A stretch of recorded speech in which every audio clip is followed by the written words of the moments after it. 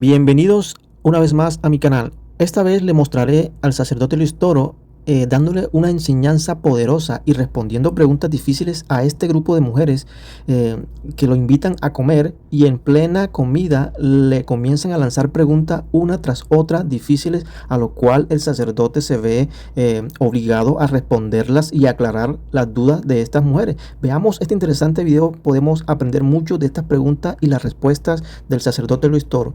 No se lo pierdan. Son tres cosas: servían, ayudaban y seguían a Jesucristo. Y San Pablo tiene una pelea precisamente en 1 Corintios capítulo 9, cuando dice: todo mundo puede cargar una mujer que le ayude, que le acompañe, menos Timoteo y yo, porque los otros apóstoles sí pueden cargar. Ahí es la diaconisa, no como sacerdotisa, sino al servicio de. Y entonces él reclama, dice: ¿por qué nosotros somos los únicos que no podemos llevar una mujer que esté al servicio? Si el mismo Cristo lo llevaba, ¿no? Y además, en la iglesia siempre ha estado presente la mujer.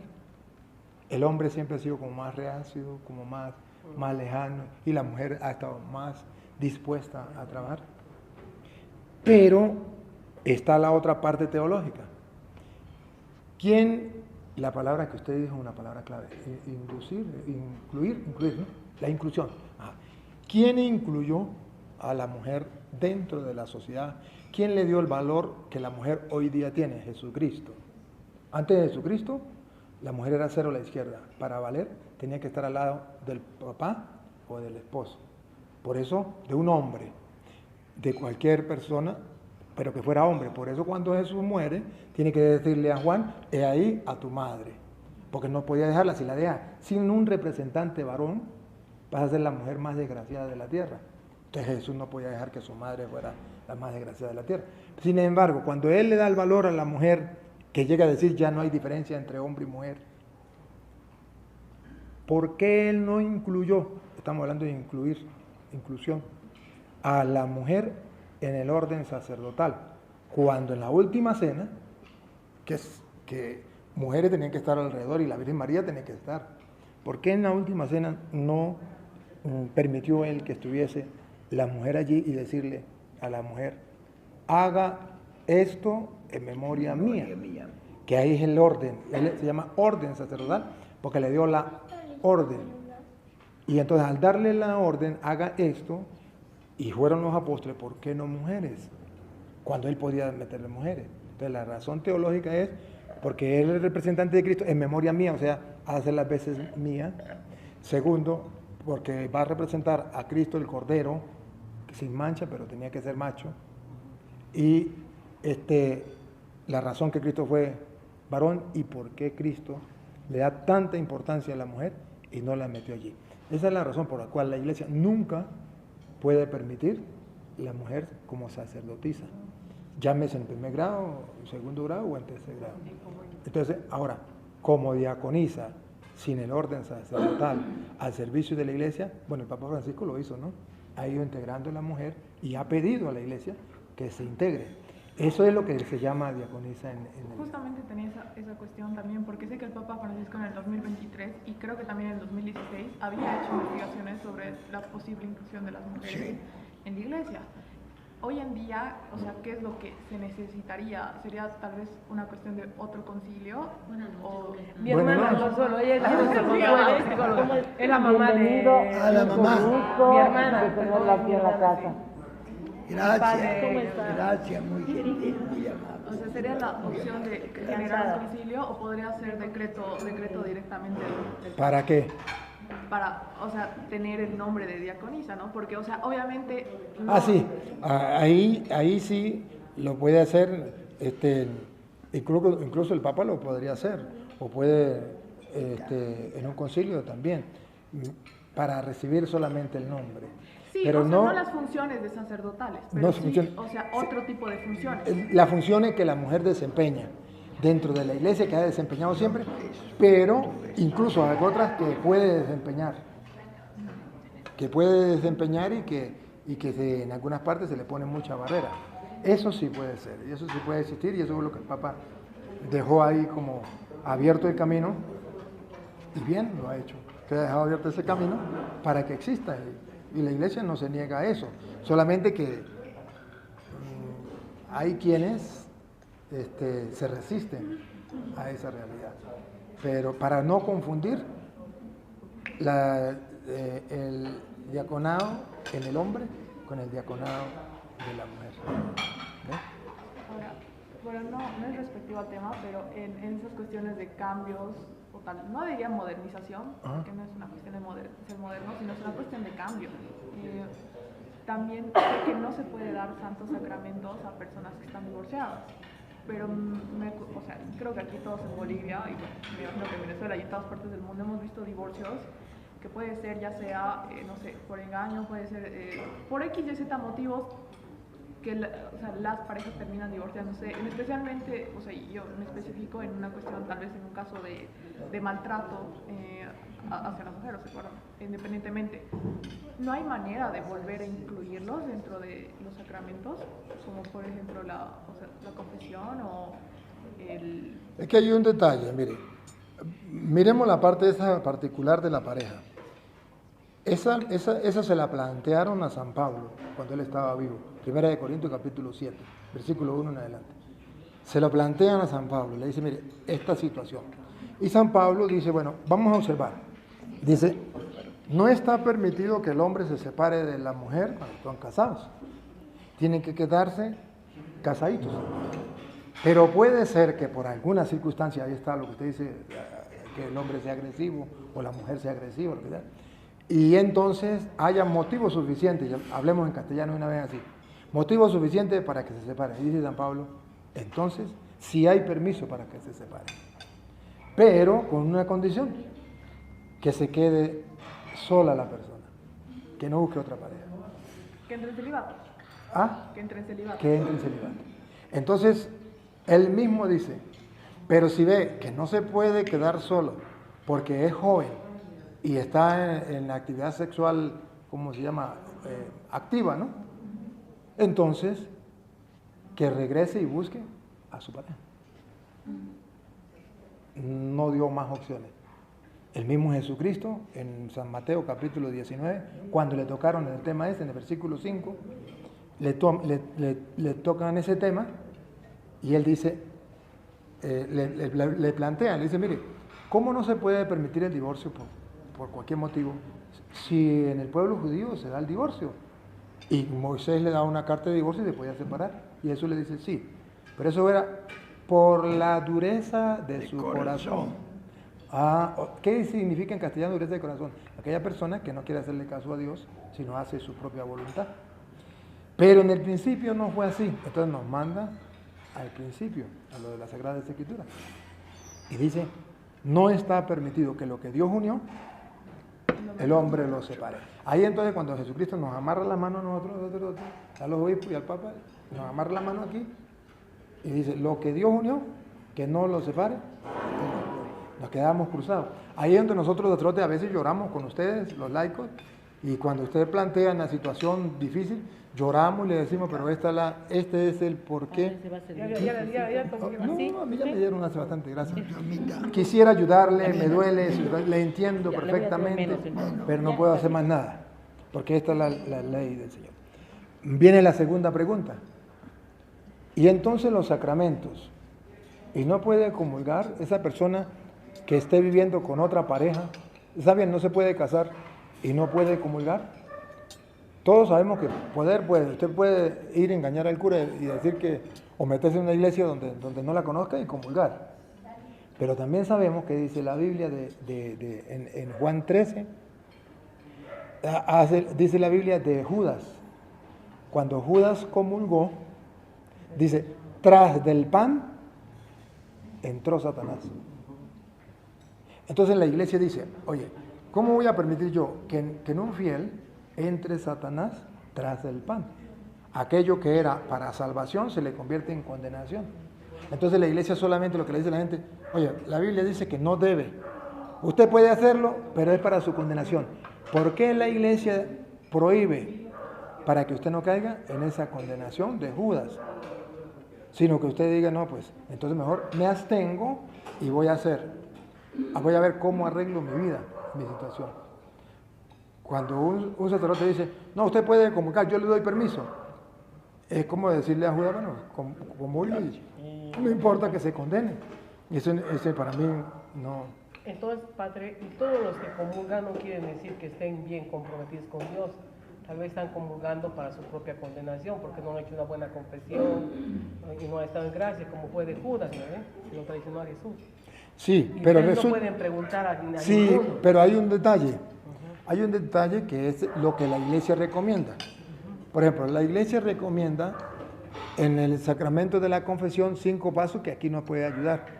Examen de conciencia, dolor de haber pecado, propósito de enmienda, decir los pecados del confesor y cumplir su penitencia, ¿verdad? Eso para el sacramento de la confesión. Pero también cuando uno va a comulgar, debe existir la conciencia, al menos del sacerdote, de que esa persona públicamente no tiene ningún impedimento. Privadamente usted verá se engaña y privadamente usted también puede ser. El problema es que, por ejemplo, si usted a lo mejor robó a un pobre y le quitó lo que tenía para comer, nadie lo supo.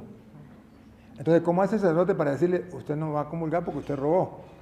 Mientras que si usted vive en concubinato o en adulterio, el sacerdote lo sabe y el pueblo lo sabe.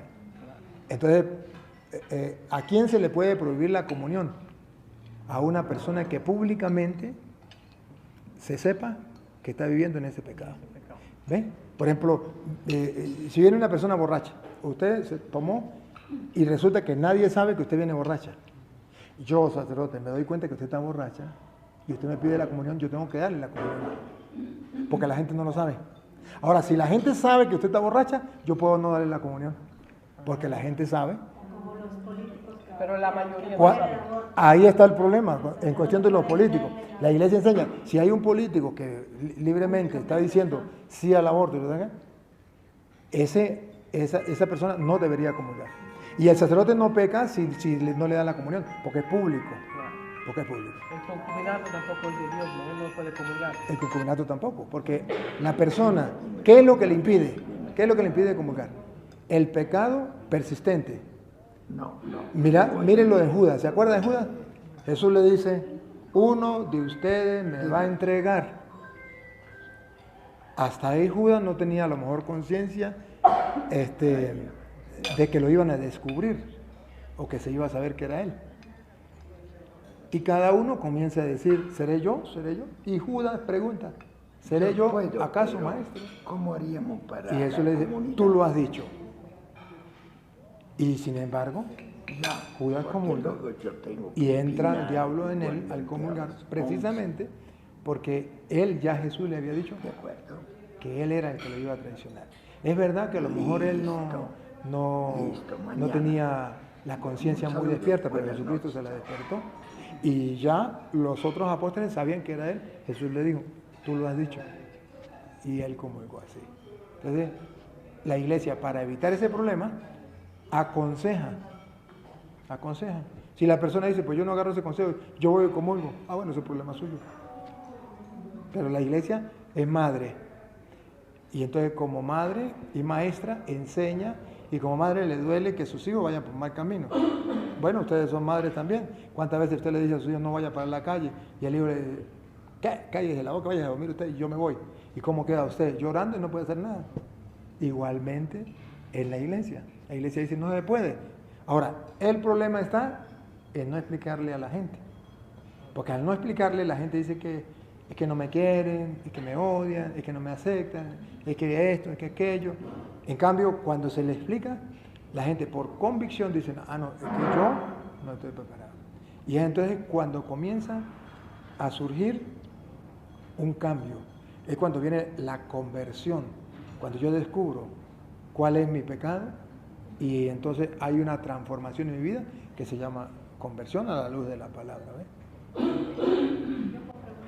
Sí, Adelante. Papá, si tiene agüita pura, purita. Escuchamos otro. A ver, diga. Yo quiero saber, en lo más íntimo de su oración, ¿cuál es el preámbulo que tiene usted? Porque siempre nos dicen, bueno, hay que dirigirse a Dios como si fuera un amigo, como si fuera un padre. Pero yo quiero saber, cuando usted está en ese silencio y recogimiento, ¿cuál es el preámbulo para entrar en comunión y oración con el Señor? Muy buena la pregunta, mire. Para mí, lo primero es el llegar a llegar y hablarle. A ver, yo los 5 minutos primero, 10 minutos primero, le hablo. Aquí estoy, Señor. Uy, mire, tengo unas ganas de dormir, tengo una pereza, tengo cansancio, no tengo ganas de orar, Señor. Uy, pero es que no siento nada. Pero aquí estoy, que quiero entablar una amistad contigo, quiero compartir un ratico contigo, porque eres mi Padre, te necesito y no puedo vivir sin ti, ¿qué vamos a hacer? Perdónenme porque no siento nada, pero yo sé que es importante estar contigo. Y luego me agarro de dos citas, una, Colosenses 1, del 16 en adelante, que dice, por él fueron creadas todas las cosas, celestes y terrestres, visibles e invisibles, tronos, dominaciones, principados, potestades, todo fue creado por él y para él, él es anterior a todo y todo se mantiene en él. Entonces le agarro y comienzo a decir, por ti, Señor, han sido creadas todas las cosas, tú creaste todas las cosas, celestes y terrestres. Entonces comienzo a ver la grandeza de la persona con quien estoy hablando, visibles e invisibles, náguara, tronos, dominaciones, principados, potestades, todo fue creado por ti, para ti, tú eres anterior a todo y todo se mantiene en ti. Entonces comienzo a darme cuenta delante de quién estoy. Y eso lo conjugo con el Salmo 64, que nos piden en la iglesia que oremos, que es el que siempre tenemos que orar nosotros los sacerdotes en la mañana, que dice, venid, aclamemos al Señor, demos víctoria a la roca que nos salva, entremos a su presencia dándole gracias, aclamándolo con canto. Este pedacito es el que más me gusta a mí, y a veces solamente hago este pedacito, porque el Señor es un Dios grande, entonces yo hablo con Él, porque tú eres el Dios grande, soberano de todos los dioses, tiene en tus manos las cimas de la tierra, por eso estoy aquí, por eso quiero ser tu amigo, son tuyas las cumbres de los montes, náguara, tuyo es el mar porque tú lo hiciste, la tierra firme que modelaron tus manos. Como el salmista, yo también quiero estar aquí postrado. Venid, postrémonos por tierra, bendiciendo al Señor, Creador nuestro, porque Él es nuestro Dios y nosotros su pueblo, el rebaño que Él guía. Ese es el preámbulo para mi oración. Y de ahí me agarro a centrarme, a sacarle el jugo a cada cosa y meterme. Cuando yo tomo conciencia que estoy delante de tan grande el Señor, entonces trato de imaginarme, ayudándome a la mente, mientras la mando a callar las demás cosas, de quedarme en los brazos de mi papá Dios, de ese que me hizo, de ese que hizo todas las cosas, que es todopoderoso, quedarme ahí delante de Él. Y entonces todo pensamiento malo que me llegue, pácata. Porque los pensamientos malos son misiles que el diablo manda. Entonces uno, antimisiles, ¡pum!, lo va tumbando. Y viene otro pensamiento malo, pácata. Y lo voy tumbando. Y luego los pensamientos buenos, irlos tumbando. Hasta llegar a quedarme solamente ahí. Estoy vacío, lléname. Aquí estoy contigo. Tú me miras y yo me dejo invadir por tu mirada. Aquí ya. Quiero ser tu amigo, soy tu hijo, tú eres mi padre. Gracias por darme la oportunidad. No siento nada. Pero no va a ver el que hizo el ojo. No va a oír el que hizo el oído. Y ahí me quedo, deseando todo. Hasta que de repente me doy cuenta, pasó 1 hora, 2 horas, pasó tanto tiempo, y ya. ¿Ven? Esa es la forma de... Claro, yo lo hago de rodillas, ¿no? Nunca me gusta hacerlo sentado, ni otro, o postrado, de rodillas o postrado. Yo añadiría, pero ¿qué es el hombre para que te fijes en él? A mí me conmueve. Pero hasta que nosotros no veamos con quién estamos hablando, delante de quién estamos, no hay oración, porque el mismo Jesús nos enseñó. ¿Se acuerdan cuando nos enseñó a orar? Dice, entra en tu cuarto, eso significa concéntrate. Cierra la puerta significa que nada ni nadie te estorbe. Y ora en lo secreto con tu Padre que ve lo secreto. O sea, tiene que tomar conciencia delante de quién está. Y ya Él lo sabe todo. No necesita. Yo casi no le pido a Dios nada. Pero cuando necesito algo, Él ya va adelante, imagínate. Ya no. Ya se adelantó, lo sabe. Ya lo preparó todo. Y más le digo, te la vacilas, ¿no? Te la vacilas. Y disfruto eso. Entonces lo que trato es de entablar esa amistad con Él. Y después de ahí, trato de que lo que haga mentalmente se lo voy dirigiendo a Él. Mentalmente le voy dirigiendo a Él lo que voy haciendo, sea que me pasó algo malo, o sea que me pasó algo bueno. Señor, me hicieron esto, me trataron mal, te ofrezco esto. Me fue bien, bendito sea. Trato de ofrecerle a Él las buenas y las malas y compartir con Él todo el momento, ¿no? Yo tomo el hora, el labora, que lo decía un santo, yo lo tomo distinto, y se puede tomar de las dos maneras. A mí me gusta de otra manera. Hora, el labora, he escuchado que los monjes decía, pues hay que ir trabajando y ir orando. Para mí el labora es primero tengo que orar y después todo mi trabajo pasa a ser oración. Porque si yo no hago una oración personal con Él, yo no puedo hacer de mi día una oración. Aun cuando estoy cocinando y rezando la Ave María, pero estoy pensando en la tía Doña Trina. Bueno, sí, Doña Trina. Pero mientras que yo ore, por eso mi oración siempre es en la mañana, la más profunda, en la noche la hago también, pero más cortica, pero en la mañana es mi oración. Y entonces me abandono en sus manos y todo lo que hago lleva una continuidad de esto que comencé. Y en la noche pues termino el día, le digo, bueno, ya me voy a dormir. A tus manos, la oración de la noche que más me fascina es: a tus manos, Señor, encomiendo mi espíritu. En tus manos, Señor, encomiendo mi espíritu. Tú, el Dios leal, me librarás, te encomiendo mi espíritu. Gloria al Padre, al Hijo y al Espíritu Santo. A tus manos, Señor, encomiendo mi espíritu. Y me tiro en la cama y cuando voy en el aire me quedo dormido. No caigo en la cama, me quedo dormido en el aire. Padre, cuando está en sus predicas que vemos tanto en internet, ¿usted reconoce cuando usted se ve la presencia del Espíritu Santo? En el momento, no. O sea, ¿se ha quedado sorprendido de cosas que usted ha dicho, que tal vez no se reconoce como el autor de esas palabras? En el momento no me doy cuenta porque yo me pierdo. Yo cuando me paré ahí, ya a mí se puede acabar el mundo y yo no me doy cuenta. De verdad que no me doy cuenta. A mí se puede acabar el mundo, puede ser lo que pasa, yo no me doy cuenta de lo que está pasando. ¿Sí? Ahí no. Pero después que termino, me doy cuenta cómo hubo cita, cómo hubo un hilo conductor, cómo fue todo, que cuadró todo, y me doy cuenta que es Él y le doy gracias de una vez. Pero sí he visto algunos videos que pocas veces me queda tiempo para ver los videos, y cuando miro el video me quedo sorprendido. Sí, me quedo sorprendido porque me doy cuenta que incluso he visto videos que me hacen una pregunta y yo digo, uy, está como dura la pregunta, y vamos a ver, ¿y qué respondí yo? ¿Y respondí o no respondí? Y de repente digo, naguará. Y la respuesta exacta, que en este momento mi cabeza no me da, pero que cuando estaba allí, sí, el Espíritu Santo pues obra. Por eso yo digo, la gente puede dudar de que sea el Espíritu Santo y tiene razón, pero yo no lo dudo, porque es que todo lo que Él ha hecho, todo lo que ha hecho en mi vida, cómo me ha iluminado, cómo ha actuado, digo, no, eso no es humano, eso no puede ser, eso es algo divino. Yo tuve una experiencia muy grande en el seminario porque, padre, yo me hice un reto. Yo quería hacer la escuela de Biblia antes de ser misionero, el Papa me mandó. Yo quería trabajar con la escuela de Biblia, formar grupos de escuela de Biblia aquí en Venezuela, sí, porque yo nunca pensé salir de Venezuela, nunca. Y mientras mamá estuviera viva, pues nunca pensé eso. Yo dije, salir de Venezuela no. Pero bueno, ya después que mamá murió cambió todo. Y yo tenía la escuela de Biblia. Y yo a la escuela de Biblia viernes, sábado y domingo, todo el día. Y un día dije, la gente me dice, pero ¿por qué no hacemos una escuela de Biblia? Toda una semana, en las vacaciones, para 1000 personas en el seminario. Y yo dije, toda una semana, 1000 personas en el seminario. Tanta. Y me la lancé, padre. Claro, era una locura que no la cura ni el cura, y si el cura la cura, no la cura del cura.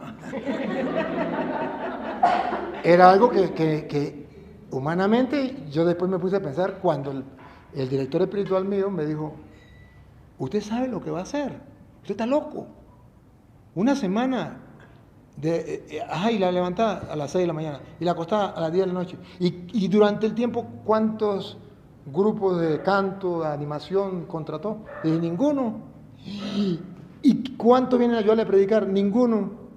Y usted solito va a predicar a la gente y va a animar a la gente. Y yo no, con el Espíritu Santo. Digo, yo he dictado retiros toda mi vida.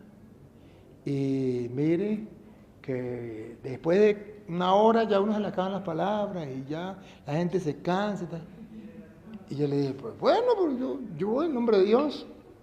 Digo, yo voy a ir solamente para ver el primer día. Cuando usted se quede sin palabras y la gente se le duerma y usted quede para que aprenda. Eso no se hace. Yo le digo, bueno, padre, pues yo voy en nombre de Dios. Buenas noches, adelante, bienvenido. Ah, qué bueno, bienvenidos. Padre, ¿le puedo hacer otra pregunta? Ajá. Pero, perdón, pensé que había terminado. Bueno, y ya la termino. Entonces, ¿Y cómo fue? y comencé de domingo a las 6 de la tarde hasta domingo a las 6 de la tarde del otro día. De la otra semana. Padre, me quedaron citas sin tocar un papel, ¿no? Sin tocar un papel, sin agarrar la Biblia, sino buscando otro que tal. Y de paso tuvimos la bendición de que dentro de la gente que fue al retiro, fue un testigo de Jehová, fue un pentecostal y fue un evangélico. Y ellos se metieron para ir a atacarme a mí delante de la gente y hacerme quedar mal a mí. Se convirtieron en la escuela de ellos. Ay, gracias a Dios. Entonces Te dieron fuerza. fue impresionante. Entonces después cuando terminé, fui al comedor y estaba el padre, me dice, Toro, me dejaste sin palabras. Sin duda que lo hizo el Espíritu Santo, pero eso no se puede hacer. Yo le decía, no se me acabó la voz. La gente no me quedó dormida. No se me acabaron las ideas, no se me acabaron las citas. Me quedaron citas y compartimos y debatí con nosotros y debatí varios temas. Y ya. Entonces, claro, fue la acción del Espíritu Santo, yo creo que la que más me ha impactado a mí mismo, ¿no? Y después de haberme metido en ese lío, pues me asusté porque el Padre me asustó. Pero el Espíritu Santo no me abandonó, no me ha abandonado en ningún momento. Gracias a Dios. Dime. Bueno, a ver, en general, si tal vez yo le pregunto a usted cuáles eran los nombres de los papás de la Virgen María, ¿usted qué me responde? San Joaquín y Santa Ana, ¿verdad? Si pones a revisarte la Biblia, no aparece eso, o sea, no están en los libros canónicos, pero sí está en el Protoevangelio de Santiago, que es un libro apócrifo. Sí. En ese sentido, hay la chance, bueno, no la chance, ¿no? Sino, o sea, tal vez un poco entender por qué la Iglesia toma ciertos textos y los incluye en la Biblia católica que hoy en día conocemos, canónicos, libros canónicos, y por qué otros evangelios como el de Tomás, como el de, también sé que hay uno de Judas, el de Santiago, el de Judas, el de Tomás, el de María Magdalena, los dejan de lado. Sí. Porque la iglesia tiene 2000 años. Y la iglesia desde el comienzo ha tenido que luchar contra los enemigos del Evangelio, contra los enemigos de Dios, presentados de 1000 formas. Y entre los enemigos de la iglesia presentados de 1000 formas estaba la gnosis, no la que nosotros conocemos ahorita como tal, pero sí de aquellos que daban que el Dios era el pensamiento, era el intelecto, ¿no? Sí. Y ellos querían deformar el Evangelio. Está escrito en Gálatas 1:8 en adelante, que San Pablo nos alerta. Se va al desierto, ¿verdad? Ese grupo seleccionado que se va al desierto y de ahí se crea la gnosis. Sí, pero eso es a nivel mundano, no a nivel cristiano, no. No, era a nivel mundano solamente que venía a confundir el cristianismo. O sea, Cristo dejó su doctrina y la dejó en los apóstoles y le encargó que esa doctrina tenían que enseñarla ellos a las demás personas que venían después. Mateo 28 del 19 en adelante. Van a enseñar lo que yo les he enseñado a ustedes. ¿Me capta? La doctrina de Cristo hay que enseñarla. Ni quitarle ni ponerle, solamente lo que Él ha enseñado. ¿Sí? La iglesia agarra eso y San Pablo lo recomienda a Timoteo. Le dice que tiene que buscar gente que enseñe lo que a su vez ha aprendido, pero sin cambiar nada. Y que debemos tener cuidado para no dejarnos confundir de aquellos que vienen distorsionando el Evangelio. ¿Cómo? Pues fácil. Si usted cree algo, no sé si usted conoce ahorita la nueva era, el movimiento de la nueva era. La nueva era le dice a usted, por ejemplo, ¿usted qué es? ¿Católica o protestante o es qué? Usted le dice, yo soy católica. Ah, bueno, usted es católica. No hay ningún problema. Usted puede seguir siendo católica. ¿Sí? Pero, ¿usted cree en el Espíritu Santo? Usted le dice, sí. Le dice, listo.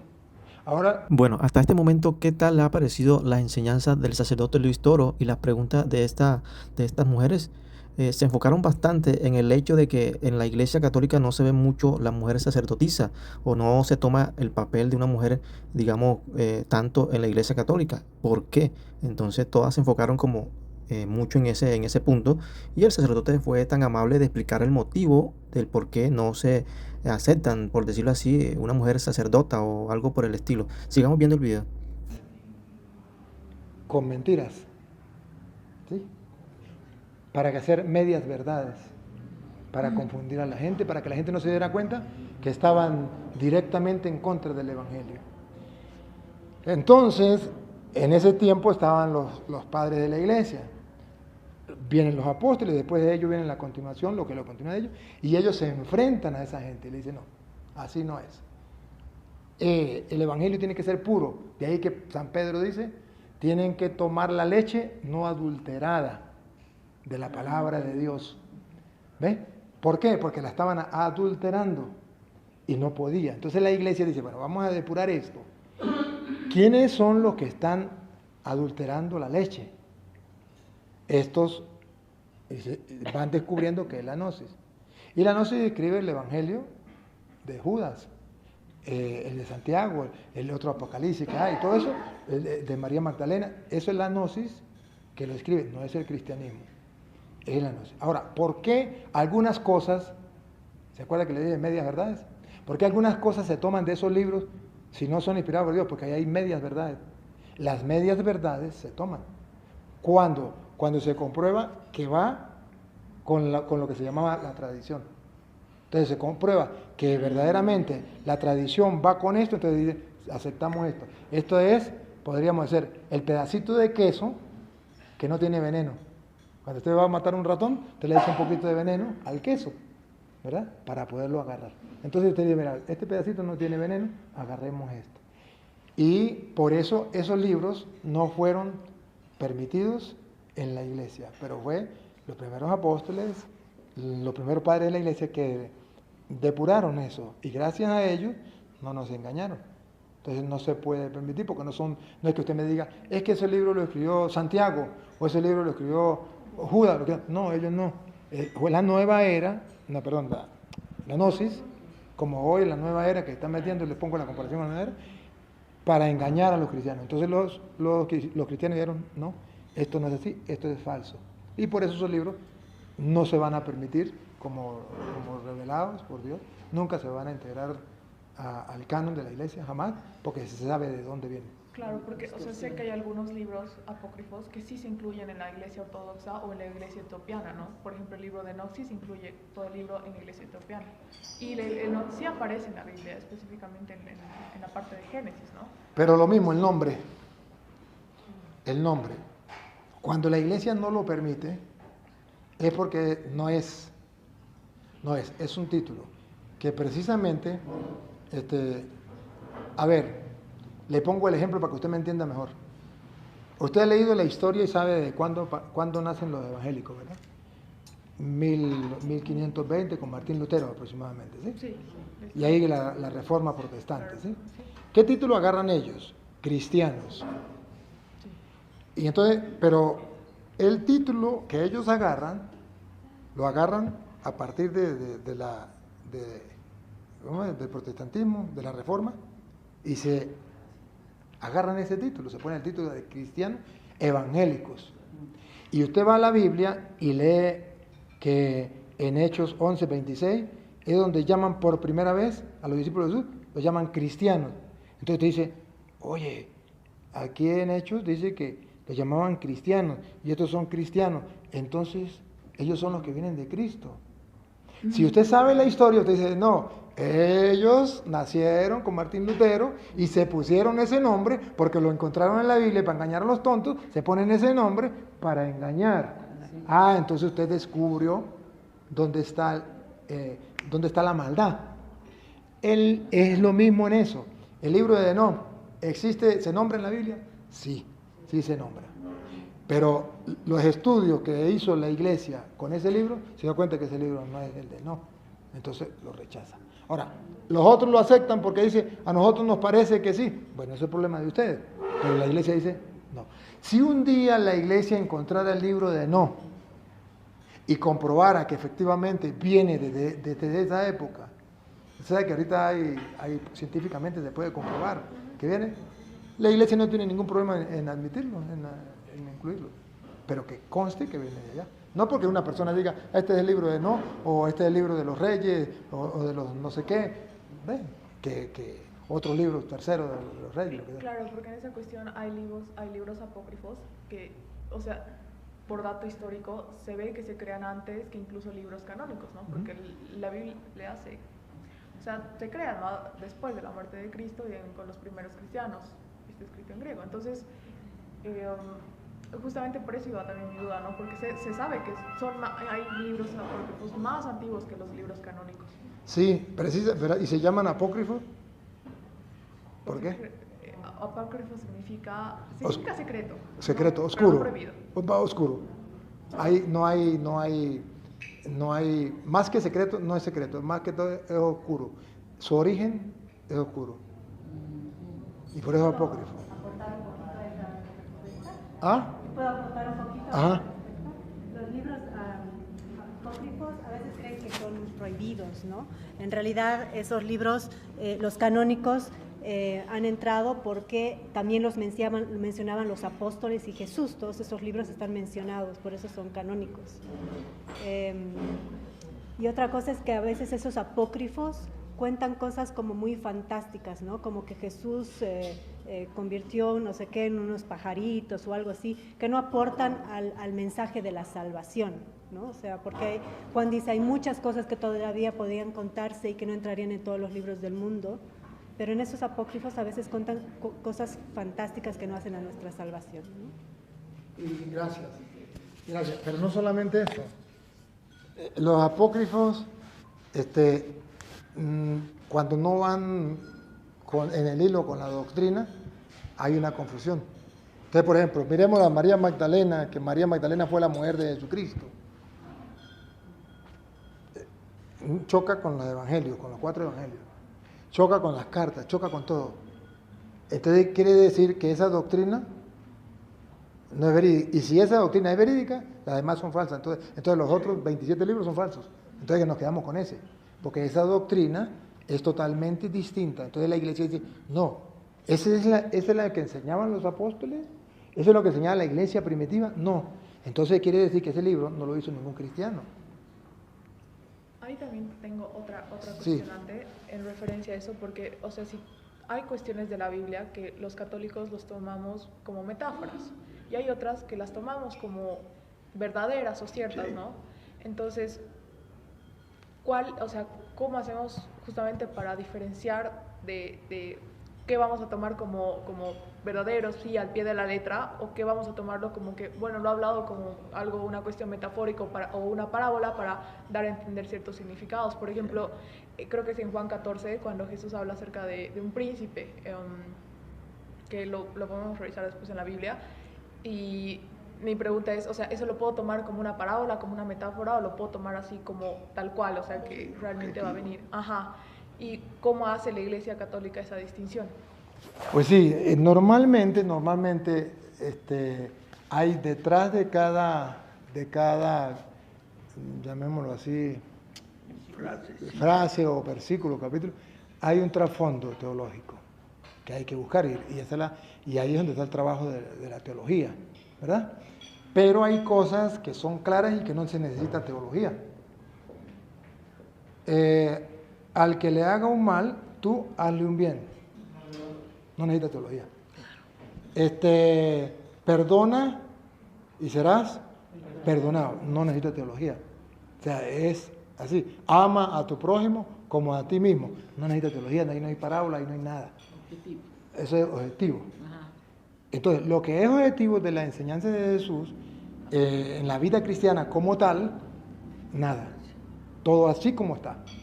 Y ahí es donde se puede usar la palabra que se pelea, literalmente. Cuando Jesús dice, ama a tu prójimo como a ti mismo, es literal. Perdone y será perdonado, literal. ¿Sí? No, que la Biblia no se puede tomar literalmente. Digamos algunas cosas. ¿Y el Apocalipsis? El Apocalipsis es género apocalíptico, no es literal. Es un género apocalíptico. Entonces ahí sí es figurativo. Todo es figurativo. Pero lo demás, la demás parte de la Biblia, hay parábolas. Y entonces las parábolas normalmente, ahí dice parábolas, ¿no? Cuando es figurativo, pues también se va presentando, ¿no? Por ejemplo, donde dice que no se puede tomar literalmente. Si tu ojo derecho te da ocasión de pecado, arráncatelo. Vas a alentar torto al cielo con los ojos al infierno. Entonces nos damos cuenta, no por teología, sino por lógica y razonable, que no se refiere literalmente, sino que hay cosas que uno ama, aprecia y valora, como el ojo, pero si hay ocasión de pecado, apartarse y tirarse de lejos a esa persona que lo hace.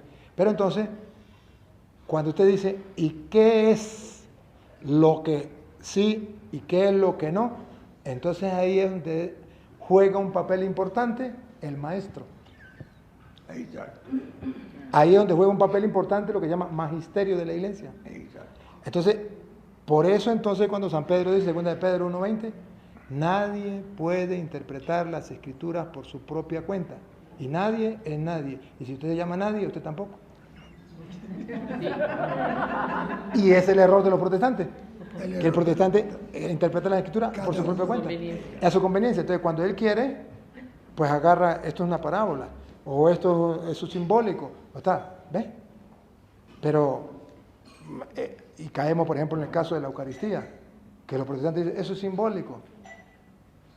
Pues Jesús no lo dijo en simbólico, lo dijo literalmente, ¿verdad? Si usted analiza todos los textos de la Eucaristía, Jesucristo está hablando literalmente de que es su cuerpo y que tienen que comérselo y que el que lo coma tendrá vida eterna. Y da las razones también, da las razones, y ahí sí las razones teológicas. Las razones teológicas, por ejemplo, de Juan 1:29, cuando Juan vio a Jesús, dijo, ese es el Cordero de Dios que quita el pecado del mundo. Entonces, ¿por qué me lo tengo que comer? Porque es el Cordero que quita el pecado del mundo. Y el pueblo tenía que comer el Cordero. Y Dios nos estaba dando aquí tu Cordero. Y Jesús entonces agarra y dice, esto es mi cuerpo, que es entregado por ustedes. ¿Cuándo lo dijo? Cuando se sacrificaba el Cordero de Pascua. Entonces, se sacrificaba el Cordero de Pascua, entonces Él es el Cordero que yo tengo que comer. Entonces, nos está dando a nosotros la vida. Pero el protestante que niega dice, no, pues es un mero símbolo. Pero es precisamente por negar el maestro. Que usted diga, bueno, hay cosas, por ejemplo, si usted quiere estudiar inglés, hay cosas que usted puede solita, pero hay cosas que tiene que acudir a un maestro, sea por internet o sea, pero tiene que acudir a alguien que le enseñe. No lo puede, porque si no usted inventa un inglés distinto, que no lo entiende ninguno de Estados Unidos, ¿verdad? Entonces, así también es la Biblia. De ahí la importancia, entonces, dentro de la iglesia, el celo de la iglesia, para que nos dejemos guiar por los maestros dentro de la enseñanza de la doctrina de Cristo, ¿no? Ahora, ciertamente, siempre trae una razón teológica lo que está escrito. Siempre trae. O sea, hay un trasfondo. Siempre hay un trasfondo. ¿Qué hay más? Y el trasfondo va muy unido al misterio. Porque el misterio no se puede explicar con palabras humanas. Porque si se puede explicar con palabras humanas, dejaría de ser misterio. Entonces, debe haber algunas palabras que lleve al ser humano con su razón tratar de medio entender el misterio, que no se puede entender nunca. Entonces, cuando uno quiere entender las Sagradas Escrituras y no ponerle la parte del misterio, entonces uno choca, porque se va con la luz de la razón al científico y pierde. Es como cuando usted agarra la Biblia y quiere estudiar la historia, porque la Biblia es historia, pero es historia de la salvación, no es historia universal, es historia de la salvación, es otra clase de historia. Y cuando usted la quiere tomar como historia universal, choca, ¿ve? Entonces, hay razones en la Biblia, muchas razones teológicas que lo ayuda a uno a interpretar. Por ejemplo, ahorita a mí me está dando mucha vuelta ahorita la razón la parte del pecado, ¿no? El misterio que hay en el pecado. O sea, cómo Dios permite que uno caiga en el pecado y por qué, si Él es Dios y puede evitarlo, ¿por qué lo deja caer en el pecado, ¿no? Pero estudiando a San Pablo y estudiando a San Lucas, miramos que nos va llevando al misterio. San Lucas lo dice de esta manera, en San Lucas 7:36 en adelante, cuando encuentra el hombre con Jesús con la pecadora y le besa los pies y le enjuga los pies, y dice el fariseo, que era un santo de aquel tiempo, de la religión judía, si este fuera un profeta, sabría quién le está besando los pies. Y Jesús no solo era un profeta, era Dios, le conoció el pensamiento y se le salió adelante y le dijo, a ver, un hombre tenía 2 deudores, a los 2 le perdonó, ¿quién ama más? Le presupone el que más le perdonó. Dijo, precisamente, yo entré y usted no me besó, no me lavó los pies, y esta mujer sí lo ha hecho, porque al que más se le perdona, más ama. Entonces ahí está revelando el misterio del pecado. ¿Por qué Dios permitió que nosotros caigamos en el pecado? Porque el que más se le perdona, más ama, que Pablo lo daría de otra manera. Donde abundó el pecado, sobreabundó la gracia. Pero si usted no lo mira a la luz del misterio, usted dice, pues, no entiendo cómo Dios va a permitir el pecado. Y ahí está la razón teológica, y ahí están los estudios teológicos, y ahí está la razón de los maestros para que nos expliquen. ¿Sí, no?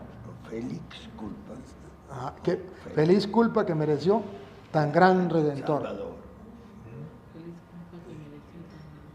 Padre, Adelante. una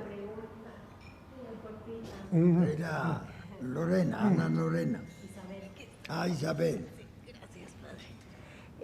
Quería saber su historia de cómo se ordenó sacerdote, qué lo impulsó, si fue usted o su familia, que nos comparta.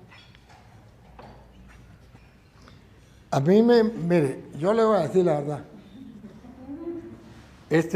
Yo nunca quise ser sacerdote, ni conocía qué era eso, pero sí quería ser santo, eso sí. Y siempre papá tenía una ventaja, que papá nos motivaba a ser santos y nos leía la Sagrada Escritura y me llamaba la atención el ser santo, ¿no? Y yo quería ser santo. Yo no quería ni ser cura ni nada, yo quería ser santo, ya. ¿Y listo? Y ya, de punto. Y pensaba pues tener una mujer y tener unos 10 hijos, pero ser santo. Ajá, pero encontré un profesor que me habló del seminario y me explicó qué era el seminario y pues yo no sabía qué era eso. Yo pensé que los sacerdotes eran ángeles que caían del cielo, celebraban la misa y se volvían a ir. En mi ignorancia, yo soy del campo, nunca tuve la oportunidad de salir a la ciudad ni nada. Yo salí a la ciudad cuando salí para el seminario, metido en el monte. Entonces, claro, cuando él me dice que para ser sacerdote, ¿no? ¿Y qué hacen allá? No, estudian filosofía y teología, peor todavía. Yo nunca había escuchado esas palabras, filosofía y teología. Entonces me dicen, no, pero es que ya van a estudiar cosas buenas, cosas sobre Dios, o sea, ya van las personas que quieren ser santos. Le dije, esa sí me gusta. Esa sí me gusta. Pero entonces me dice, sí, pero allá hay de todo, ¿no? Gente mala y gente buena. Y ya comenzó a decepcionarme, ¿no? Pero bueno, en toda parte hay gente buena y hay gente mala. Hay trigo y hay cizaña. Y comenzó él a explicarme. Le dije, pues sí, tiene razón. Y me fue motivando y me fue animando. Y bueno, por cierto, yo estaba terminando el bachillerato. Y entonces tuvimos un paseo. Y él luchó para que papá me dejara ir al paseo. Y fuimos en el paseo. Y en el paseo, cuando nos montamos al carro, pues acostumbrado a rezar el Santo Rosario todos los días, le dije, muchachos, a los compañeros, vamos a rezar el Santo Rosario. ¡Ah! Todos se rieron, se burlaron. Y yo no entendí. Y me fui para atrás, casi que lloraba. Y el profesor se fue atrás y me dijo, pero Toro, entienda, esos son gente de la ciudad, usted es del campo, esa gente no ha escuchado hablar de Dios, esa gente está en otro mundo y usted que rezar en rosario, entienda. Le dije que no los entiendo, ¿cómo una persona puede vivir sin Dios? Sin rezar. Entonces él me volvió a decir, usted debería ir al seminario. Y volvió. Y cuando íbamos en el viaje teníamos que pasar por Palmira. En Palmira hay una cruz grande del seminario, Santo Tomás de Aquino. Y yo veo una cruz gigante y le digo, profesor, ¿qué es eso? Y del seminario, allá donde quiero que vaya. Y volvió otra vez, ¿no? Y cuando íbamos bien lejos, era como un día que teníamos que viajar, estábamos llegando al tiempo de recluta, que agarraban los jóvenes para el cuartel. Y llegaron, se montaron los policías, todos los jóvenes, y como yo iba atrás, iba amotinado porque no quisieron rezar. Y yo iba atrás con otro compañero. Y llegaron, bajaron, me miraron a mí, yo estaba medio serio, ¿no? Y el otro compañero, dijeron, no, ya, estamos listos, ya no necesitamos más. Ustedes no, quédense ahí. Y se fueron. Y a mí y al otro compañero no nos tocaron. Se llevaron a todos los muchachos. Los metieron en la patrulla y se los llevaron. Y las muchachas comenzaron a llorar y el profesor a ver cómo hacer para liberar a los muchachos. Y cuando ya se fue, arrancó la patrulla, las muchachas llorando. Torito, ahora sí vamos a rezar el rosario. Le dije, ahora sí. Bueno, de todas maneras, vamos a rezarlo. Cuando yo dije Ave María Purísima, donde iba se paró la ambulancia y se vino para atrás. Y nosotros seguimos rezando el rosario y llegó el hombre y le dijo a los muchachos, se bajan, 5 y no los veo. Se bajaron, se montaron en el bus y todo el mundo llorando y en silencio terminamos de rezar el rosario y el profesor agarró y les dijo, eso es por burlarse de Toro, por burlarse de las cosas de Dios. Dios le dio una lección y gracias al Santo Rosario fue que lo libraron. Y volvió el profesor y me agarró otra vez a hablarme del seminario, pero papá me ha dicho que no quería que un hijo fuera cura o fuera militar. ¿Y cómo? Entonces, de ahí ya pues fue surgiendo la idea de voy al seminario. Y ciertamente fui al seminario y me metí al seminario y yo pensaba que todo el mundo quería ser santo. Y allá, padre, el problema era que había la opción de estudiar filosofía como carrera. Y entonces los muchachos entraban a estudiar filosofía y cuando terminaban filosofía, para afuera y quedaban ya con un título. Y como eran pobres no tenían para estudiar en una universidad. Conmigo entramos 55 y llegamos 5, salieron 50. Pero el problema era que los que entraban, no entraban por ser sacerdotes, sino entraban era por agarrar un título. Hacían mucho daño. Entonces cuando yo terminé la filosofía, yo dije, me voy del seminario. No quiero estar más aquí. ¿Cómo se le ocurre a muchachos que estén en la vida mundana? No, yo me voy. Y me hacían la guerra, se burlaban, porque yo leía la Biblia, se burlaban, si yo rezaba, se burlaban, y nada. Y un día tomé la decisión y dije, me voy. No me detiene nadie. Arreglé la maleta, tenía que tener un papel donde me firmaran los sacerdotes, me fui a que los sacerdotes me firmaran, llegué al primero. ¿Por qué se va? Le dije, no, yo no voy a estar aquí me están matando la fe. Yo vengo con fe y quiero ser santo y aquí, mire, me están induciendo a cosas malas. No, yo me voy. Y no me va a detener nada. Me decía y yo me hacía loco. Fírmeme. Y así eran como 7 sacerdotes que tenían que firmarme. El último era el vicerrector. Ya había encontrado la firma de los otros 6 y me faltaba el último, el vicerrector. Y llegué y le dije, vengo para que me firme porque me voy. Y me quedó mirando, Toro, ¿se va? Le dije, sí. Me dijo, ¿por qué se va? No me preguntes. Dijo, muy bien. ¿Está decidido? Dice, sí, pase el papel y le firmo. Se lo pasé. Me firmó. Listo. ¿Eso es lo que quería? Sí. Listo, ya se puede ir. Miren, donde voy a poner el papel. No se mueva de ahí. Aquí. Yo me pongo más distante. Usted lo puede agarrar más rápido que yo. Si yo intento agarrarlo, usted lo agarra primero que yo. Pero ya está el papel ahí, usted ya no puede agarrarlo. Solamente quiero que me escuche y escucharlo antes. Dice. Ajá. ¿Por qué se va? Le dije, ¿quieres saberlo? Porque yo quería ser santo, yo pensaba que aquí era puro ángeles que había, y aquí puro sinvergüenza, y se burlan de mí si leo la palabra, si rezo, y eso no, aquí no, la gente no quiere buscar de Dios. Bueno, le dije unas cuantas cosas, y el hombre dijo, ¿Y usted verdaderamente quiere ser santo? Y le dije, sí. Digo, pero qué extraño, ¿no? Porque Jesús dijo que el que quiera seguirme, nieguese a sí mismo, tome su cruz y sígueme. Y usted en vez de aceptar la cruz, la está tirando, ¿no? ¿Quién le dijo a usted que para seguir a Cristo era facilismo? Hay que sufrir, hay que luchar. ¿Sabe que si usted no es capaz de superar esto como seminarista, cuando cura, no será capaz de superarlo? Son las pruebas que usted tiene que superar. Porque en el mundo que usted se va a enfrentar, usted no va a encontrar pura gente católica, gente creyente. Ahí va a encontrar gente atea, gente mala, gente todo. ¿Y qué va a hacer usted? ¿Va a colgar los hábitos? Mire, Dios necesita hombres valientes, no cobardes como usted. Los hombres cobardes como usted, Dios no los quiere.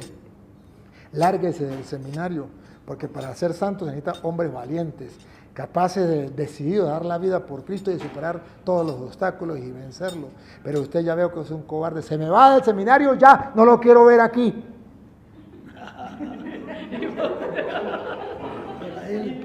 Padre, me le quedé mirando. Que se vaya, no me entiende, toro. Ahora no me voy. ¿No se va?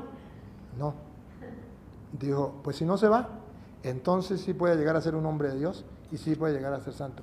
Porque así, eso tiene que pasarlo todos los hombres de Dios en el camino de la vida. No ponga a pararle a ellos, busque a Dios, tenga como modelo a Dios, a Jesucristo, y siga a Jesucristo, no siga a los hombres, ni mire si los demás lo hacen o no lo hacen, hágalo usted y punto. Agarré otra vez el salvo, agarré la maleta y me fui para el cuarto. Y no me fui. Gracias a ese padre. Pero eso fue así, de esa manera me llamó Dios. Y ha sido pruebas difíciles, pero en todas las pruebas difíciles que he tenido, Dios ha estado a mi lado y me ha acompañado y me ha mostrado que Él es el que me llamó. Entonces ahora paso por pruebas, paso por desiertos, paso por tormentas, noche de locura, lo que sea. Y le digo, bueno, no importa. Estando tú a mi lado, no me importa. No entiendo nada. Si tengo que sufrir, sufro, bendito sea el Señor. Pero mañana lo entenderé. Ahorita no me mato la cabeza por entenderlo. Y después miro para atrás y digo, te la vacila, Señor. ¿Cómo me ayudaste? Tenía razón. Era lo mejor para mí esto y esto. Que uno a veces no entiende. Y yo le doy gracias a Dios porque mi padre me enseñaba eso y decía, si ahora no entiendes algo, no te mates la cabeza. Mañana lo entenderás. Solamente obedece, solamente haga las cosas correctas. Y cuando vea que usted lo hizo bien, pero le salieron mal o le hicieron la guerra, lo que sea, no se preocupe. No hay mal que por bien no venga. Y lo aprendí. Y ahora, cuando paso, me acuerdo de mi viejo. Y después miro para atrás y digo, razón tenía mi viejo. Razón tenía. ¿Ven? Entonces, así fue mi vocación.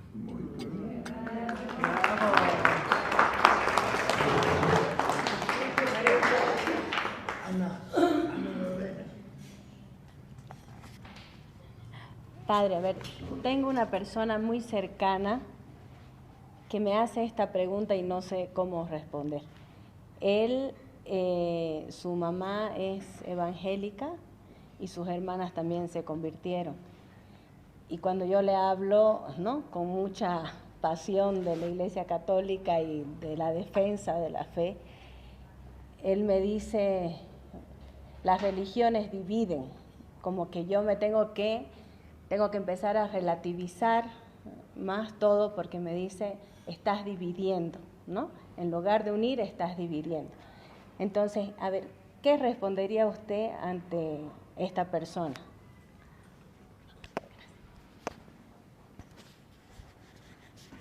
La religión no divide, une. Lo que divide son los que están en contra de la religión. Religión viene del religare. Y ese religar, el agua con el azúcar, usted la une, ¿verdad? Pero no se refiere al agua con azúcar, se refiere a la unión de Dios con el hombre. Que Dios busca al hombre. Se llama Emmanuel, Dios con nosotros. Eso se llama religión. La búsqueda de Dios al hombre, porque el hombre no puede encontrar a Dios por su propia cuenta, entonces Dios sale al encuentro. Y la unión de Dios con el hombre, eso se llama religión. la gente no lo sabe. Entonces la gente piensa que religión es simplemente decir, yo, la iglesia católica o evangélico, eso no es religión. La religión es la unión de Dios con el hombre. Y nos une. ¿Por qué nos une? Porque Dios es nuestro Padre y nosotros somos sus hijos. A ver, diga, ¿separación o unión? Ámense los unos a los otros como yo los he amado. ¿Separación o unión? Cristo es la cabeza, la iglesia es su cuerpo donde todos somos miembros. ¿Unión o separación? Unión. O sea, todo lo que es la religión que Cristo dejó es unión. Y por eso dice, Padre, que todos sean uno. ¿Se acuerda de Juan 17, 21? Como tú y yo somos uno, que ellos también sean uno en nosotros. Eso se llama religión, la unión de Dios con el hombre. Eso no divide, eso une. Cuando la persona está en contra del proyecto de Cristo y dice, bueno, te traigo otra iglesia, entonces está dividiendo, no está uniendo. Y que la persona dice, bueno, bienvenida. Cuando la persona dice, ¿cómo está? Buenas noches. ¿Ah? Su hermana. Bien, gusto en saludarla. Bienvenida. Cuando la persona dice, no queremos ninguna religión. ¿Y qué significa no queremos ninguna religión? Que no queremos un cuerpo donde Cristo sea la cabeza, sino que queremos que cada quien jale para su lado. Pregunto, ¿está uniendo o está separando? Entonces, eso se llama pote de humo. Para que la gente no se dé cuenta dónde está el problema, ponen por otro lado. Pero la verdad es que lo que sí une a la gente es la religión. Une gente de toda lengua, raza, pueblo, nación. Que precisamente el Pentecostés, que había gente de todas partes y todos buscaban el mismo ideal. Eso es religión, donde todos los seres humanos con un solo Dios. Ustedes serán mi pueblo y yo seré su Dios. Eso es religión. Pero la ignorancia es atrevida. Entonces, el protestante dice, no, Cristo no es religión, la religión divide. Si eso es verdad, entonces, ¿por qué ellos están en una religión? ¿Por qué? Y de paso, que no es la religión de Cristo. Es una manera de unirse con Dios, porque también es religión, pero no como Cristo lo mandó. No como Cristo lo enseñó. Es otro cuerpo, no el cuerpo de Cristo, que es la iglesia, un solo cuerpo.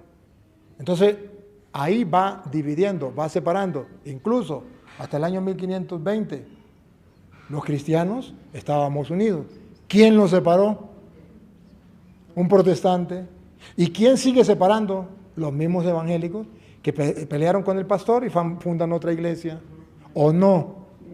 Padre, a veces, si bien existe, digamos, la separación con los hermanos separados, en este caso, dentro del catolicismo también existe esto por las malas interpretaciones personales que cada quien da, sin, como usted dice, sin un asesoramiento espiritual en el caso de un sacerdote. Mire, sí, ciertamente, pero resulta que el problema que tenemos los católicos es la mentalidad protestante que reina entre los católicos.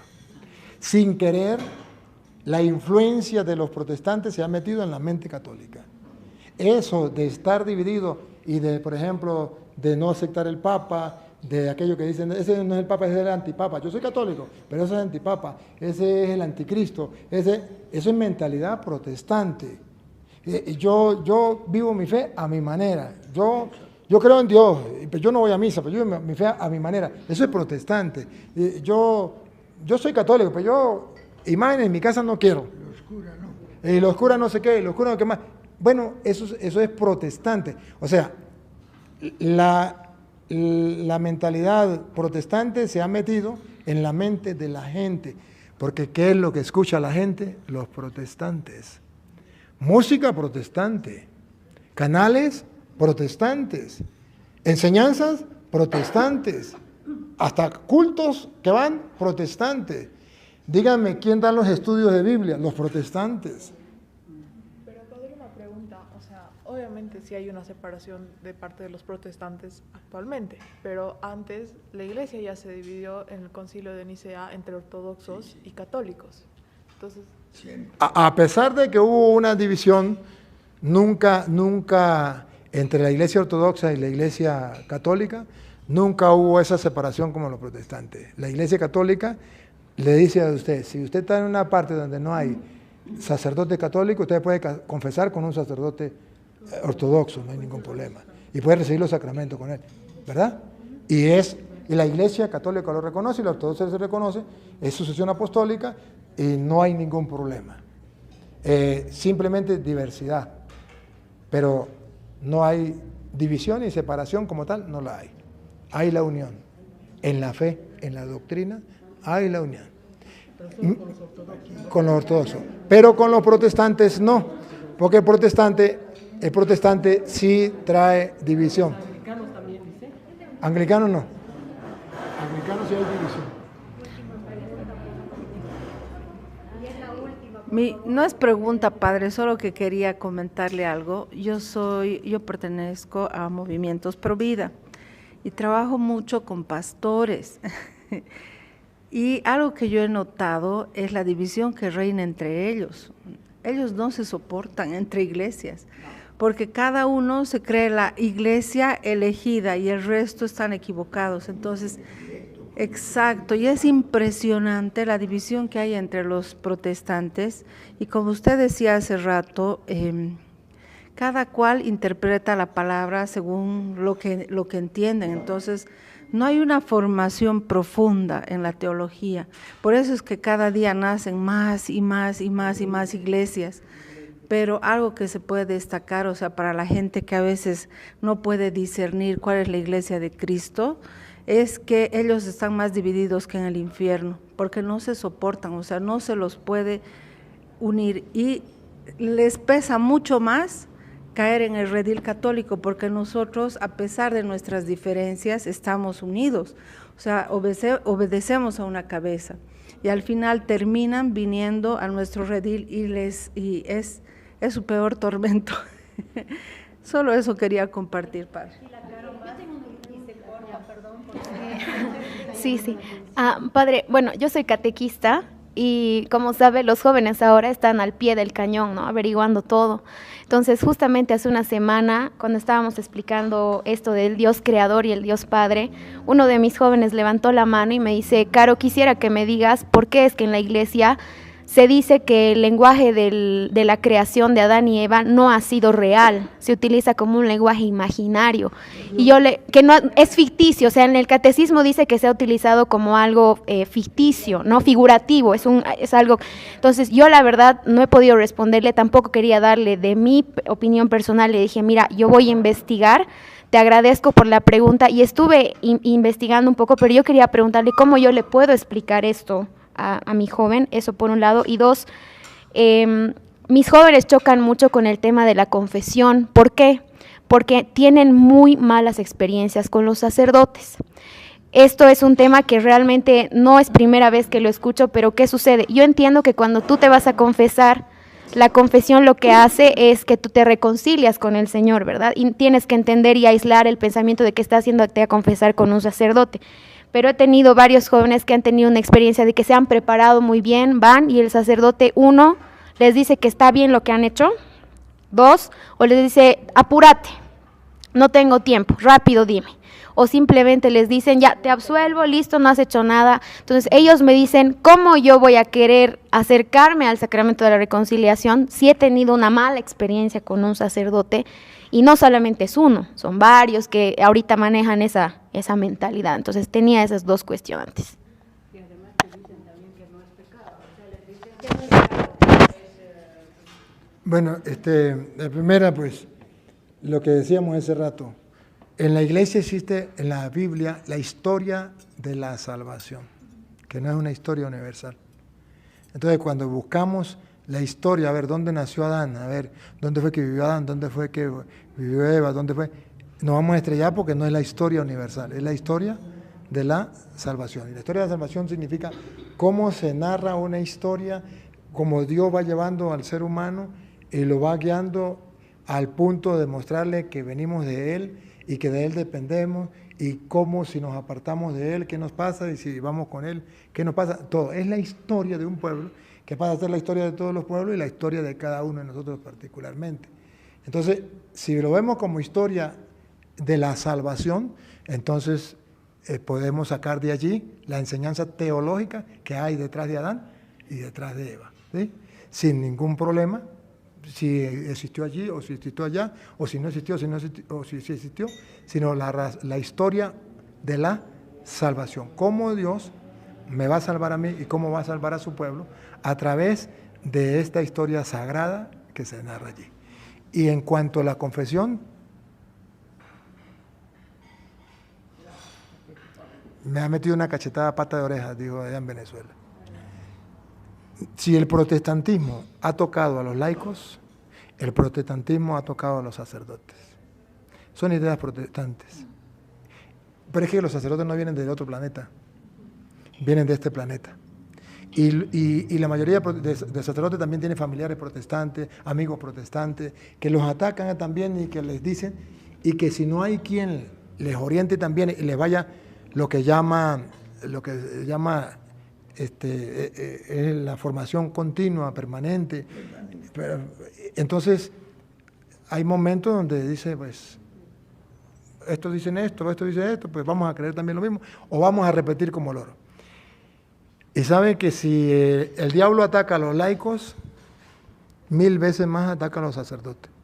Y no solamente en que si en tomar, que si agarrar el mundo, lo que sea, no, sino en la doctrina. Porque si algo hay que cuidar es la doctrina.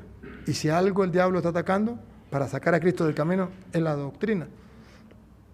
Entonces, ¿a dónde va a atacar? A los sacerdotes. Y hay sacerdotes que no creen en la confesión. Yo tuve la experiencia mala de un sacerdote que me dio clase a mí y decía que él tenía mentalidad protestante. Él era un protestante como sacerdote, pero mentalidad protestante. Y decía que no, que eso no estaba en la Biblia, que eso no existía en la Biblia. Yo me sabía la cita. Y el que dijera eso, el que dijera que eso existía en la Biblia o que era mandado por Cristo, que tal, lo raspaba. Tenía que decir lo que él decía. Y los muchachos me decían, ¿qué va a hacer Toro? ¿Qué va a decir? Bueno, yo lo que diga la palabra de Dios, yo no le creo mortal. Y en el examen yo coloqué, en el sacramento de la confesión, según mi profesor, que es un mortal y que se va a morir como yo, se lo van a tragar los gusanos, eso no existe y eso es invento de los hombres. Pero según la palabra de Dios, que no puede fallar porque es el mismo Dios, en el capítulo tal, el versículo tal, dice esto. Y eso es lo que yo creo. Y así le fui respondiendo a cada. El hombre se moría de rabia, pero no me pudo raspar porque yo puse lo que él quería que yo dijera. Solamente que le acordaba que él era un mortal y que yo no le iba a creer lo que él dijera. Pero eso nos falta a nosotros.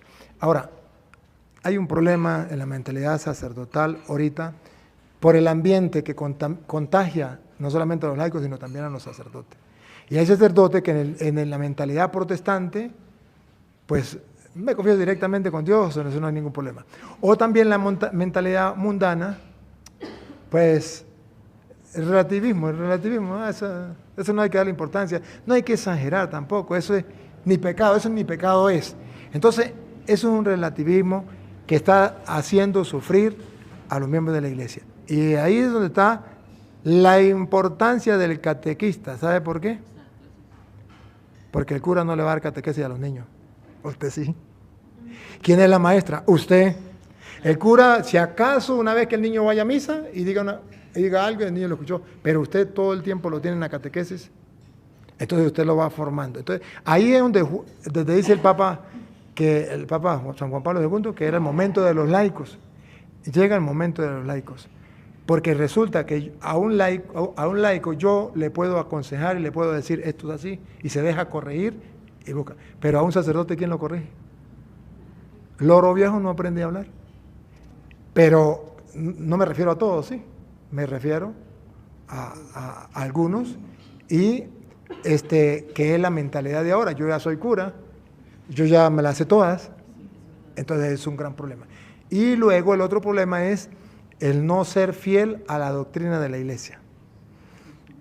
Como si no se enseña en el seminario a ser fiel a la doctrina de la iglesia, entonces el sacerdote puede desviarse. ¿Y por qué no se enseña a ser fiel a la doctrina de la iglesia? Porque se ha perdido no la doctrina, sino se ha perdido el fundamento de la doctrina, que resulta que los dos papas que han pasado, los dos últimos papas que han pasado, han llamado a volver a las fuentes, a la teología volver a la fuente. Y le dice a los teólogos, ya basta de teología sin Biblia, necesitamos que la teología vuelva a la Biblia como base. Entonces, cuando se tiene una teología sin Biblia, no hay sustento, es construir una casa en el aire y cualquiera viene y la tumba. Pero si hay fundamento bíblico, entonces la teología tiene un sustento, la doctrina tiene un sentido, tiene un gusto, un placer espiritual, y usted puede ir comprobando que lo que el Señor ha dejado es verídico y puede enseñarlo a los demás, se enamora de eso. Tristemente, eso se ha abandonado mucho en los seminarios. Y precisamente porque estoy convencido de eso y he trabajado en muchos seminarios, he ido a muchos seminarios, he compartido a nivel mundial, me doy cuenta que eso es un defecto. Y se lo he dicho, no sé si usted ha visto los retiros con los sacerdotes, con los seminaristas, a lo mejor me insultan, me digan lo que sea, pero la verdad sí, pácata. Y la oportunidad que he tenido también de decírselo a los obispos, no por maldad, sino para ver si un día reacciona y se da cuenta cuál es el defecto, porque sabemos la enfermedad, pero no sabemos de dónde viene, es la ausencia de la palabra de Dios.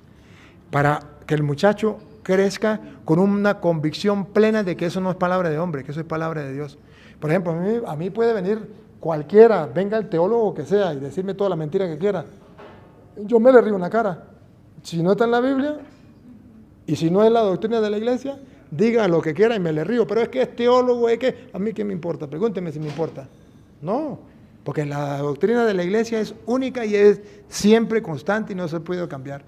Y está sustentada en la Biblia, solamente que al no saber en qué parte lo dice, entonces como que agarra debilidad. Y usted por eso se da cuenta que yo insisto en capítulo y versículo para dar un sustento. Y el que venga me puede maldecir, me puede insultar, pero no me puede refutar porque tengo un sustento. Y así lo he hecho en varias partes.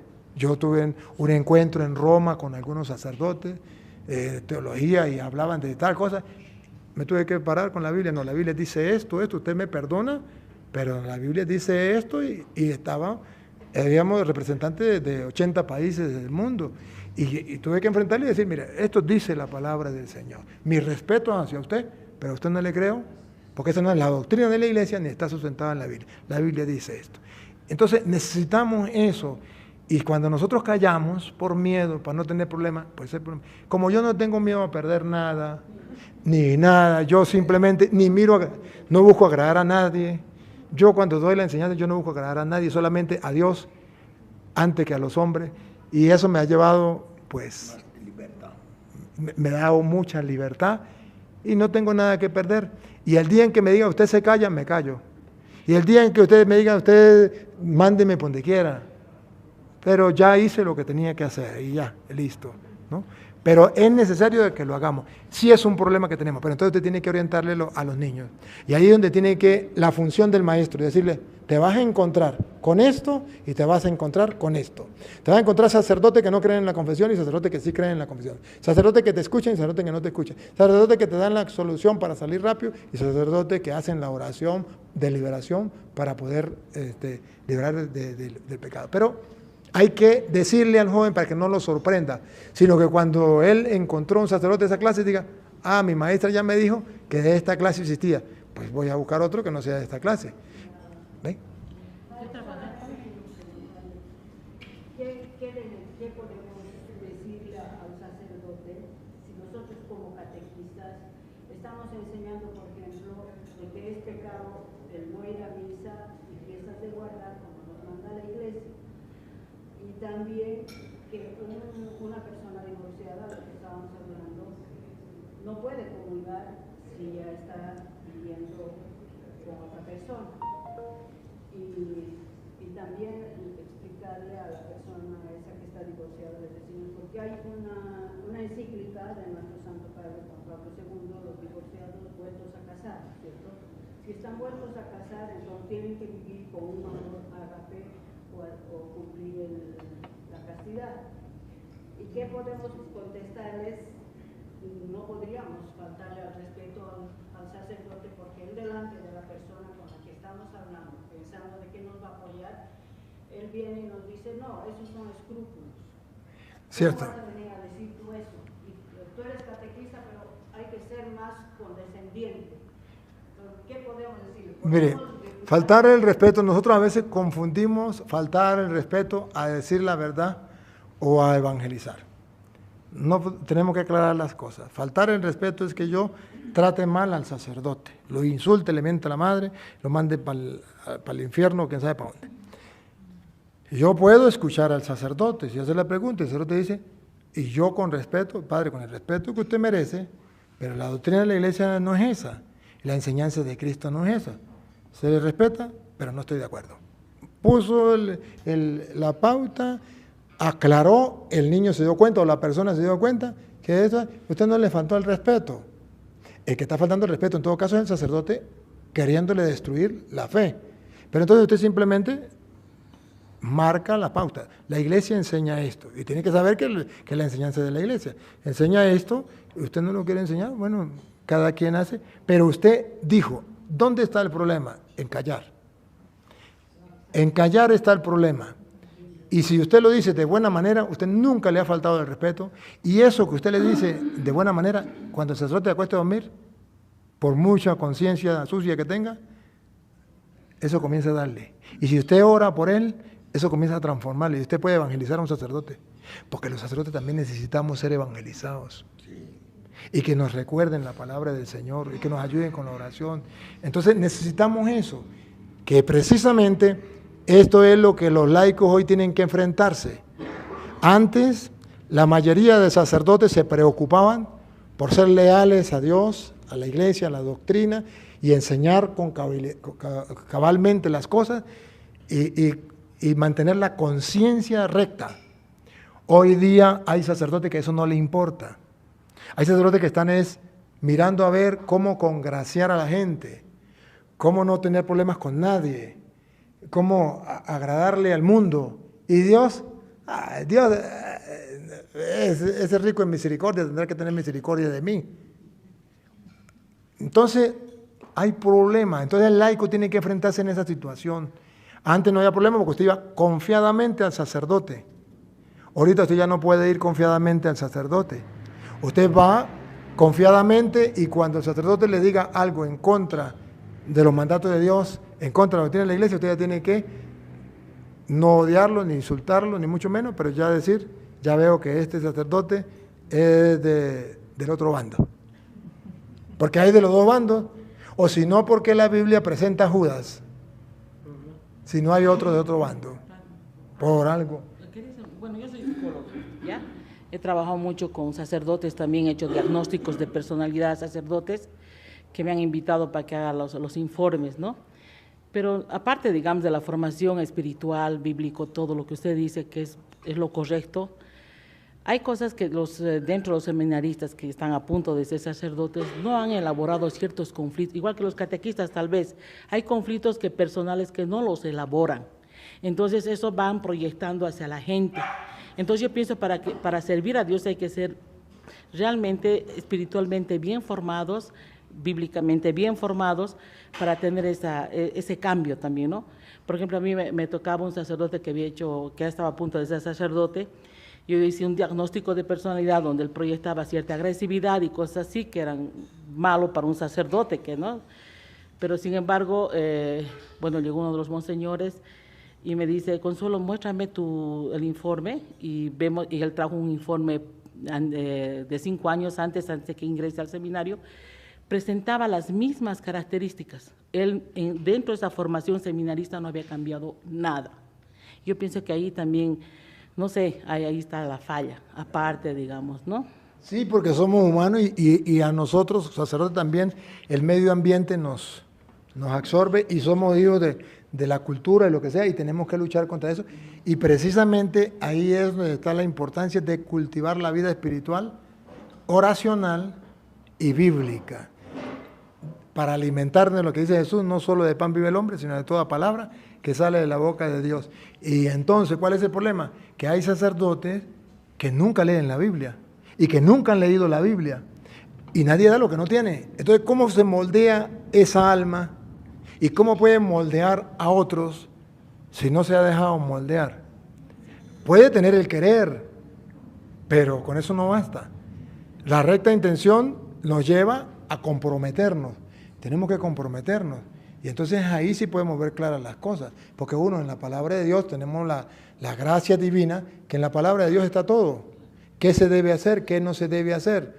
¿Qué es pecado y qué no es pecado? Entonces yo no tengo por qué inventar, ¿esto será pecado o no pecado? No, ya te ha dicho que es pecado, ¿ya? Pecado no es lo que yo crea que es pecado, o lo que a mí me parezca que es pecado, o que mi razón me diga que es pecado, no. Pecado es lo que Dios diga que es pecado y punto, ya. Esté de acuerdo yo o no esté de acuerdo, eso es pecado.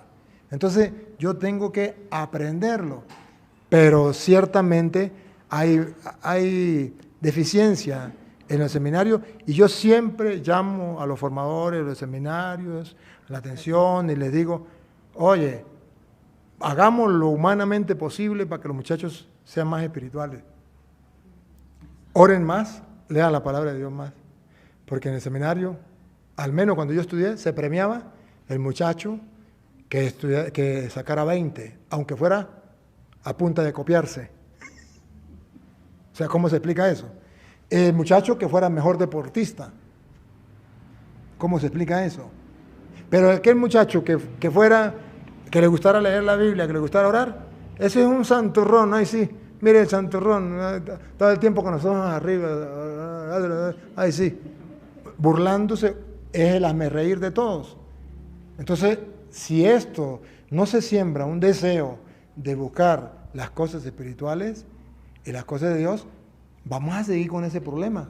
Pero podemos hacer un pare, porque nosotros no podemos hacer nada con los sacerdotes ya ordenados, pero sí con los niños de catequesis. Y entonces los niños de catequesis mañana van a ser jóvenes del grupo juvenil y después van a llegar a ser curas y ya van con otra mentalidad. Esa es mi esperanza, esa es mi ilusión. Y por eso que ustedes ven que yo voy predicando por todos lados y yo tengo la esperanza, que no ahorita, pero con el tiempo, haya muchachos. Y ya me he encontrado seminaristas que me dicen, padre, yo estoy leyendo la Biblia, yo estoy orando, yo estoy tratando la parte espiritual. Y eso a mí me fascina, me emociona. Incluso ya hay sacerdotes, ya uno está viejo, ¿no? Sacerdotes que yo le he dado enseñanza cuando eran seminaristas, cuando no estaban en el seminario siquiera, y dice, padre, lo que usted me dijo me ha servido, mire, yo llevo la vida espiritual de esta manera, de esto, y digo, vale la pena. Sí se puede, sí se puede. Pero si uno se queda mirando y dice, no, no se puede, todo está perdido, fracasó. Y como yo no quiero fracasar mañana porque tengo mucho sueño y he pasado muchos trasnochos, entonces me voy a dormir. ¿Verdad que sí, padre? Porque cuando ustedes lleguen a la edad de nosotros, cuando lleguen a la edad de nosotros nos entenderán.